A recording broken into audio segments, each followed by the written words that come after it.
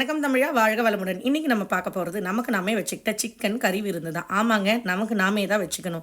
ஏன்னா எப்போ ஃபங்க்ஷன் வரும், எப்போ வந்துட்டு பாய் வீட்டு கல்யாணம் வரும், இல்லை யார் கூப்பிட்டு விருந்து வைக்கிறாங்களா வெயிட் பண்ணக்கூடாது. எப்போ தோணுதோ இந்த மாதிரி அடிக்கடி வச்சு நம்மளே சாட்டிஸ்ஃபை பண்ணிக்கணும். இங்கே நாங்கள் வீடியோக்காக மட்டும் இதை செய்யலை. எங்கள் வீட்டில் எப்பயுமே 3 ஐட்டம் 4 ஐட்டம் தான் நான்வெஜ் இருக்கும்.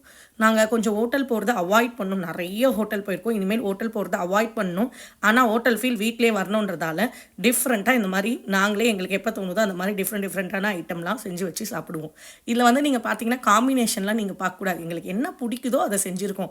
நிறைய பேர் வந்து பிரியாணிக்கு தான் சால்னா நல்லாயிருக்கும், இதுக்கு தான் இது நல்லாயிருக்கும். இந்த வீடியோ வந்து அவங்களுக்கு கிடையாது.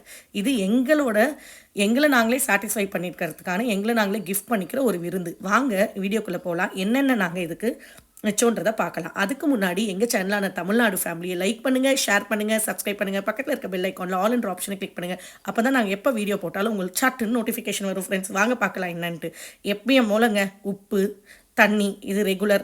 அதுக்கப்புறமா ஒரு ஊறுகாய். இது வந்துட்டு நாங்கள் இன்றைக்கி கெடாரங்காய் ஊறுகாய், அன்றைக்கி காட்டினது நெல்லிக்காய் ஊறுகாய், இன்றைக்கி கெடாரங்காய் ஊறுகாய். இது எல்லாமே வீட்டில் எங்கள் அம்மா போட்ட ஊறுகாய் தான்.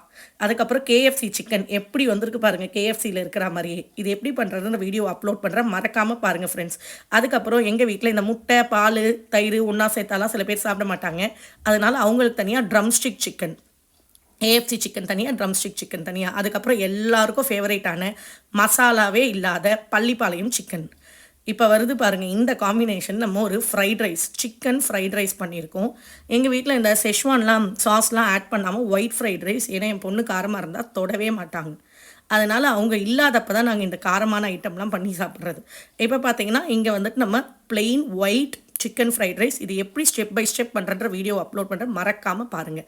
இதில் ஒரு சின்ன ட்விஸ்ட் இருக்குது. ரெஸ்டாரண்ட் ஸ்டைலே வர மாதிரி நாங்கள் ஒரு சீக்ரெட் இன்க்ரீடியண்ட்டும் அந்த ஃப்ரைட் ரைஸில் ஆட் பண்ணியிருக்கோம். அதுக்கப்புறமா மதுரை ஸ்டைல் சிக்கன் சால்னா தாங்க. நான் முதலே சொன்ன மாதிரி இது காம்பினேஷன் ரெசிபி கிடையாது. எங்களுக்கு நாங்களே கிஃப்ட் பண்ணிக்கிட்ட இல்லை கொடுத்துக்கிட்ட கறி விருந்து, அவ்வளோதான். அதுக்கப்புறம் மோமோஸ், சிக்கன் மோமோஸ். அதுக்கேற்ற மாதிரி கொஞ்சம் தக்காளி சாஸ், அதாவது டொமேட்டோ சாஸ், இதெல்லாம் தான் இதுக்கு வச்சுருக்கோம். கூடவே எப்பயுமே எங்கள் வீட்டில் எது பண்ணாலும் ஒயிட் ரைஸ் ரசம் தயிர்ன்றது மேண்டேட்ரி.